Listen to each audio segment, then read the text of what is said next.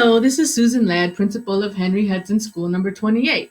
Tonight is our Receivership Town Hall meeting presented to you November 19th, 2020. So who are we at school number 28?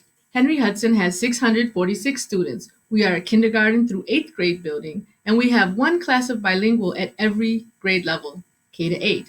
Our bilingual classes all have students who receive specialized services in an integrated co-teaching model. We have 7 autism classes as well for students lowest on the spectrum that can still be in a public school. And we are the proud home of the Howlers. Our vision and mission statement: we build on every child's strength every day to ensure college and career readiness. So what does that mean at Henry Hudson School number 28? That means we focus on every child as an individual. We build on their strength. We want them in school every single day learning, and our curriculum is rigorous and embedded with life skills for college and career readiness. Our demographics are as follows. We have 135 students receiving specialized services. We have 231 students receiving ENL services. 571 of our students qualify for free or reduced lunch. We have 397 Hispanic students, 209 African Americans, 29 Caucasian, and 14 who classified themselves as other. So what is receivership? On January 17, 2019, the New York State Education Department announced new school accountability designations. Under the new designations, 12 comprehensive support and improvement schools will be placed under superintendent's receivership. 8 schools are newly identified and 4 schools will remain under receivership as required by New York State Every Student Succeeds Act. Each school must make annual demonstrable improvements on specific indicators or it will be placed under an independent receiver.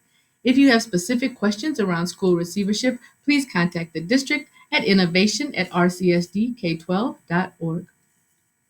So what is receivership? The intent of school receivership is to address potential barriers to school turnaround in the following areas: governance, school leadership and staffing, collective bargaining agreements, parent and community engagement, social and emotional development health for students, and district supports. Receivership powers. Under receivership law, the superintendent, as the receiver, has the power to review and make changes to the budget, change school programs and curriculum, implement professional development for staff, request changes to the collective bargaining agreement, and convert schools to the community schools model. What is demonstrable improvement? Each school is provided targets to measure progress.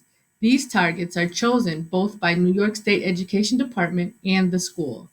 On an ongoing basis, the Office of Innovation and School Reform will discuss the annual progress targets that must be met in order for a school to make demonstrable improvements.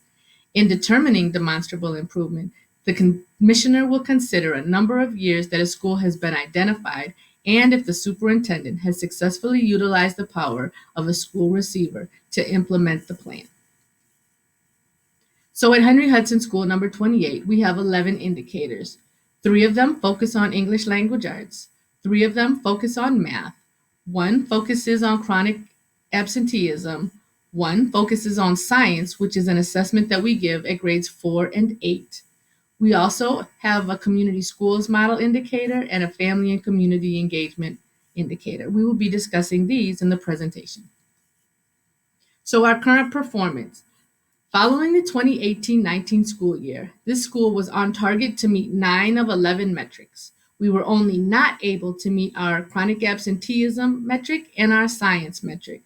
Because we did not have state testing last year, we do not have any changes to our targets, but we did have one change to our indicator. We added math core performance index, which means that we need our students with special needs to do very well on the New York State assessment, scoring a 2 or higher. Talk about chronic absenteeism. That means missing more than 10% of instructional school days for students in grades 1 through 8 who have been rostered in school for at least 10 days. As of November 13th, we have had 56 students who have gone over that 18 days already. We cannot allow that number to reach 204 or we will not meet this chronic absenteeism metric. English language arts. We need our students to perform well on the English language arts assessment that's given in the spring every year. Our proficiency rate has been growing over the past 4 years, as you can see.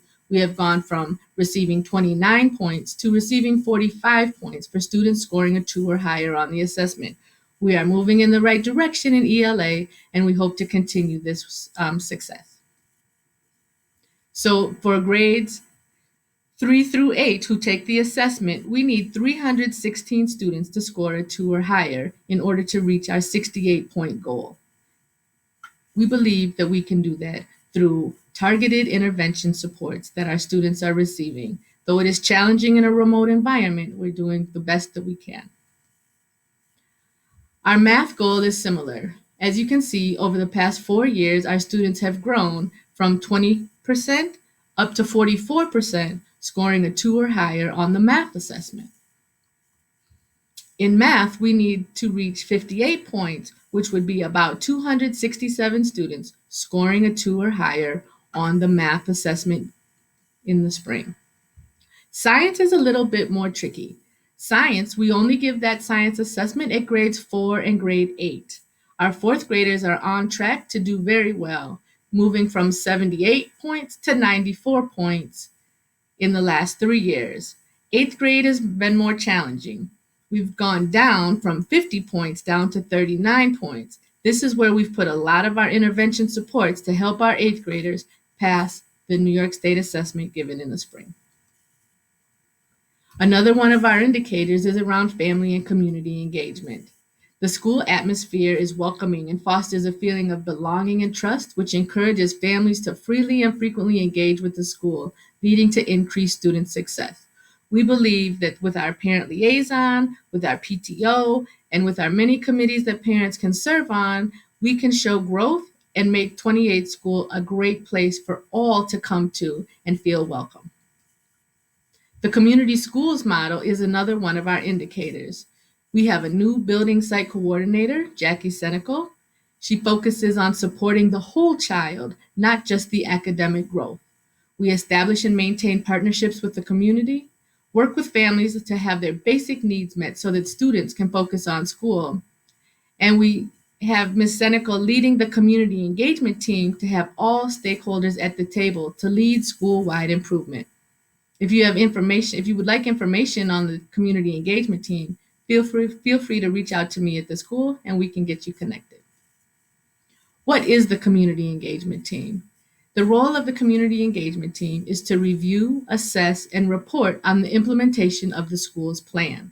The CET's recommendations must be attached to the school plan, and the school receiver must attach such recommendations and identify which recommendations were incorporated in the plan and how, as well as which recommendations were not incorporated in the plan and why.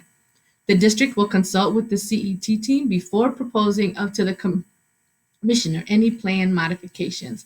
The CET may hold hearings, which must be arranged by the district to solicit feedback.